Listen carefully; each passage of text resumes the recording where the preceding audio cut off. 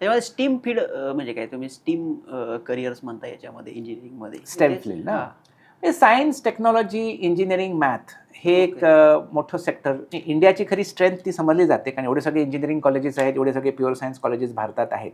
आणि आता जगभर इकॉनॉमी जी आहे, अर्थव्यवस्था जी आहे, ती टेक्नॉलॉजी लेड आहे, टेक्नॉलॉजी बेस्ड आहे. कुठलं इंजिनिअरिंग असेल, मग आता आपलं मन ऑइल अँड गॅस इंडस्ट्री पण पूर्ण टेक्नॉलॉजिकल आहे, नाही पेट्रोलियम आणि ऑइल इंजिनिअरिंग ही पूर्ण आहे. मग आता बिग टेक तर आहेच, AI/ML आणि कम्प्युटर सायन्स, इन्फॉर्मेशन हे पूर्ण टेक्नॉलॉजी बेसवरती चालतं सगळं. स्टेम फील्ड्स हे म्हणजे इंजिनिअरिंगचे fields, pure sciences, architecture, biotechnology, design आणि प्युअर सायन्सेसमध्ये पण maths, physics, statistics, computing, chemistry, biology, even economics. हे सगळं इकॉनॉमिक्सला पण खरं म्हणजे एक प्युअर सायन्स समजलं जातं. तर त्यामुळे हे सगळं फायनान्स, फायनान्शियल इंजिनिअरिंग पण म्हणतात. त्यामुळे हे सगळं एक स्टेमच्या अंडर येतं. त्यामुळे या स्टेम फील्ड्स ह्या सगळ्या JEE सारख्या परीक्षेच्या through, to some extent CET सारख्या परीक्षेच्या थ्रू ॲक्सेसिबल आहे. नीटच्या थ्रू आता काही काही वेळेला स्टेमचं M जे आहे ते मॅथ्स न करता ते लोक मेडिसिन करतात. तर मेडिसिनला पण त्याच्यामध्ये जर समवायचं असेल तर स्टेम फील्ड म्हणजे मेडिकल पण आलं, इंजिनिअरिंग पण आलं, प्युअर सायन्सेस पण आलं, आर्किटेक्चर, डिझाईन पण आलं. असं आपण त्याच्यावरती बोललोच, परंतु परत मला तर थोडंसं अजून तुम्ही की विद्यार्थ्यांनी कॉलेज निवडावं, ब्रँच निवडावी, की तुम्ही सांगितलं तसं प्रायव्हेट याच्यामधनं कोर्स करून मग कॉलेज आणि ब्रँचचं थोडंसं हे पण करू शकता तुम्ही म्हणजे? हां, म्हणजे कसं आहे, पुढचे 4 वर्ष जे आहेत ना, त्याच्यामध्ये ऑफकोर्स कुठल्यातरी कॉलेजचं प्लेसमेंट्स महत्त्वाचे आहेत. फॅकल्टी कशी आहे, करिक्युलम कसं आहे, हे सगळं महत्त्वाचं आहे. पण फॅकल्टी, करिक्युलम आपल्याला ते वेबसाईट बघून किंवा ब्रॉशर बघून फार काही कळत नाही. बरोबर. Let's be very honest. सगळे चांगलेच दिसतात, सगळे क्वालिफाईड लोकच प्रत्येक कॉलेजमध्ये असतात. तर मग मेन डिफरन्स मला असा वाटतो की कुठल्याही कॉलेजमध्ये पीअर ग्रुप खूप महत्त्वाचा आहे. आज आपण IITला एवढं मोठं का म्हणतो एवढ्या वर्षानंतर पण, कारण तिथे जो पीअर ग्रुप आहे तरी JEE ॲडव्हान्स जगातली सर्वात अवघड परीक्षा क्रॅक करून आलेले आहेत. म्हणून कुठेतरी त्या मुलांची जी एक इंटेलेक्च्युअल लेवल आहे ती त्या लेवलची आहे, म्हणून त्या एक दुसऱ्यांना ती सिनर्जाईज करते, हेल्प करते आणि त्यांना ते खूप त्यांच्यामध्ये प्रगती होते. पण बिट्स पिलानीला पण त्याच कारणामुळे की सिलेक्शन क्रायटेरिया खूप स्ट्रिक्ट आहे. त्यामुळे बेसिकली ज्या क्वालिटीचे स्टुडंट्स तिथे जातात त्या पीअर ग्रुप तो खूप रिच बनतो.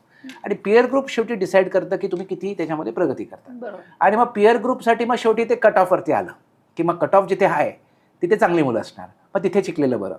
ते असं तो ट्रेंड झालेला आहे. त्याच्यामध्ये एकदमच काय चुकीचं नाही असं नाही आहे, पण काय होतं की कॉलेज आणि ब्रांचमधलं कश्मकश होतं. त्याच्यासाठी सोल्युशन, रेझोल्युशन जे आम्हाला लक्षात आलेलं आहे आणि जे आमच्या विद्यार्थ्यांना आम्ही नेहमी सांगतो की तुम्ही काय करा की तुम्हाला एका कॉलेजमध्ये ॲडमिशन मिळते, सो कॉल्ड चांगल्या कॉलेजमध्ये, पण ब्रांच थोडीशी खालची मिळते. दुसऱ्या कुठल्या तरी कॉलेजमध्ये तुम्हाला टॉप ब्रांच मिळते, सो कॉल्ड टॉप ब्रांच, पण ते कॉलेजचं रँकिंग या कॉलेजपेक्षा खाली आहे. मग इथे ते डिलेमा तयार होतो, द्विधा मनस्थिती, की नेमकं आता ह्याच्यामध्ये मी ब्रांचसाठी खालचं कॉलेज घेऊ का मी कॉलेज घेऊ, कारण ते चांगलं कॉलेज आहे पण मला ब्रांच कमी मिळते. तर ह्याचं उत्तर असं आहे की ग्रॅज्युएशन नंतर तुम्हाला काय करायचं आहे, त्या विद्यार्थ्यांनी हे ठरवावं की ग्रॅज्युएशन नंतर काय करायचं. नॉर्मली इंजिनिअरिंगच्या स्टुडंटला 6 ऑप्शन्स असतात.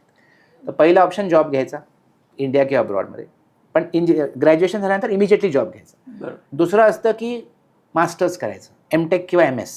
MTech इंडियामध्ये, MS बाहेरगावी जाऊन इंजिनिअरिंगमध्येच.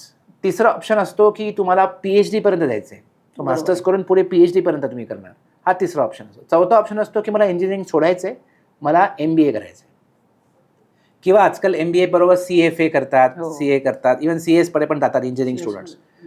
पाचवा ऑप्शन आहे सिव्हिल सर्व्हिसेस, UPSC MPSC द्यायची आहे आणि त्या सगळ्या गोष्टी IAS वगैरे त्याच्यामध्ये करायचं. 6वं स्टार्टअप. तर हे 6 मेन स्ट्रीम ऑप्शन्स आहेत इंजिनिअरिंगच्या स्टुडंट्ससाठी. तर यापैकी जर तुमचा स्टार्टअप किंवा MBA किंवा UPSC MPSC सिव्हिल सर्व्हिसेस ह्या 3 पैकी काहीतरी असेल तर तुम्हाला कॉलेजच महत्त्वाचं, तुम्हाला ब्रांच महत्त्वाची नाही. कारण तुमच्या पुढच्या वाटचालीसाठी ती ब्रांच महत्त्वाची नाहीच आहे. कॉलेजचं ब्रँड नेम तुम्हाला पुढे कॅरी फॉरवर्ड करणार. जर तुम्हाला असणारा ग्रुप तुम्हाला तो मॅच होईल आणि त्या वेगळ्या क्षेत्रात तुम्ही म्हणजे आणि पुढे तुमच्या ह्याच्यासाठी तुम्हाला तुमचं कॉलेज कुठलं विचारलं जाणार, तुमची ब्रांच कुठली डझंट मॅटर. IAS ऑफिसरला तुम्ही मेकॅनिकलमध्ये केलं का कम्प्युटर सायन्समध्ये केलं काय फरक पडतो, किंवा तुम्ही MBA मध्ये तुम्ही मार्केटिंग करायला गेलात किंवा अजून काय तुम्ही कॉर्पोरेट मॅनेजर झालात पुढे कुठल्या कॉर्पोरेटमध्ये, तर काय तुम्हाला म्हणजे तुम्ही कुठल्या ब्रांचमध्ये केलं केमिकल डझंट मॅटर, पण कॉलेज मॅटर करतं. तर पण मास्टर्स आणि PhD करायचं असेल तुम्हाला तर मग ब्रांच जास्ती महत्त्वाची कॉलेजपेक्षा. आता फक्त कन्फ्युजिंग पार्ट आहे की मला जॉब करायचा, तर काय महत्त्वाचं, तर खरं दोन्ही महत्त्वाचं आहे. मग तिथे जरा असा केअरफुली विचार करावा लागतो की जर मला जॉबच माझी पहिली प्रायोरिटी आहे इमिजिएटली ग्रॅज्युएशन, मी फर्दर स्टडीज करायचं नाही, मला MBA नाही करायचं आहे, मला UPSC नाही करायचं आहे, मला स्टार्टअप पण नाही करायचं आहे, मला जॉबच करायचा आहे, जॉबच करायचं. तर मग कॉलेज आणि ब्रांचमध्ये काय निवडावं हा एक थोडासा ट्रिकी प्रश्न येतो. तर ते स्टेट लेवलच्या कॉलेजेसला म्हणजे महाराष्ट्राच्या लेवलला कॉलेजला जास्ती महत्त्व द्या असं माझं एक अंडरस्टँडिंग आहे ब्रांचपेक्षा, मग कारण त्यांनी फरक पडतो. आणि नॅशनल लेवलला बघायला गेला तर मग ब्रांचला महत्त्व द्या as compare to college. Okay. तर असं मला साधारणपणे ते माझं विश्लेषण आहे, जेवढं काही विद्यार्थ्यांना मी काउन्सिलिंग आणि एवढं बघितलेलं आहे त्याप्रमाणे. नाही म्हणजे महत्वाचा प्रश्न एक तुम्ही सोडवून टाकला विद्यार्थ्यांचा की काय केलं पाहिजे. तुमचा clear. एम ग्रॅज्युएशन नंतर खरंच काय असणार आहे त्याच्यावरती त्या तुम्ही- बेसिसवरती त्या आता बेसिसवरती तुम्ही आता काय करायचं ते ठरवा. ते ठरवा. बाकीच्या गोष्टी त्याच्यापेक्षा महत्वाच्या म्हणजे ब्रँच निवडा, कॉलेज निवडा, पण परत पुढे तुम्हाला काय करायचं याच्यावरती खरं तर हा सगळ्यात महत्वाचा प्रश्न जो आहे सरांनी त्या ठिकाणी खरोखर म्हणजे त्याचं एक चांगलं उत्तर आपल्या सगळ्या पालकांसाठी विद्यार्थ्यांसाठी दिलेलं आहे.